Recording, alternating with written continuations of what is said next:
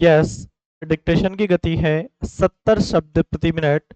Dictation start होगा 5 second बाद। तब तक के लिए रेडी रहे।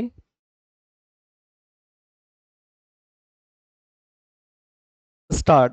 सभापति महोदय, में रक्षा मंत्रालय की मांगों का समर्थन करने के लिए खड़ा हुआ हूं। वर्तमान घटनाओं से पता चलता है कि संसार का हर देश अपनी सुरक्षा के बारे में चिंतित है और उसके लिए हर प्रयत्न कर रहा है। इस दृष्टि से अन्य देशों की तरह हमारे देश में भी रक्षा मंत्रालय का महत्व है। मुझे इस बात की खुशी है कि जहां अन्य मंत्रालयों की उनके पिछले साल के कामों के बारे में काफी आलोचना हुई है, वहां इस मंत्रालय की कम आलोचना हुई है। इससे पता चलता है कि इस मंत्रालय ने पिछले साल अच्छा काम किया है।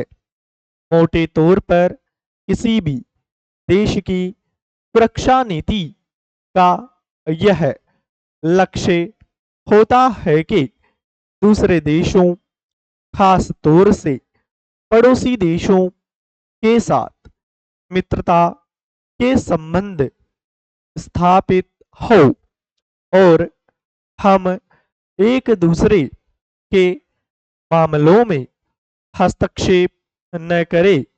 लेकिन उसके साथ यह भी जरूरी है कि हम अपने देश की सीमाओं और अखंडता की रक्षा करें।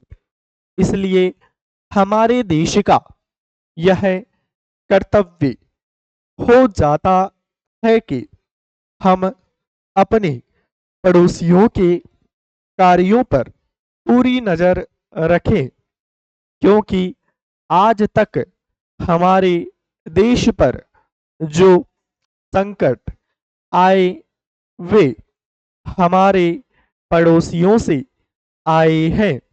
1965 में पाकिस्तान के साथ जो लड़ाई हुई और उसके बाद ताशकंद में जो समझौता हुआ, वह सिर्फ कागज पर ही रहा।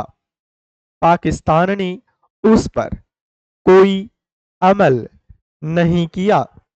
इस दृष्टि से बहुत जरूरी है कि हम अपने देश की सुरक्षा की हर तरह से व्यवस्था करें।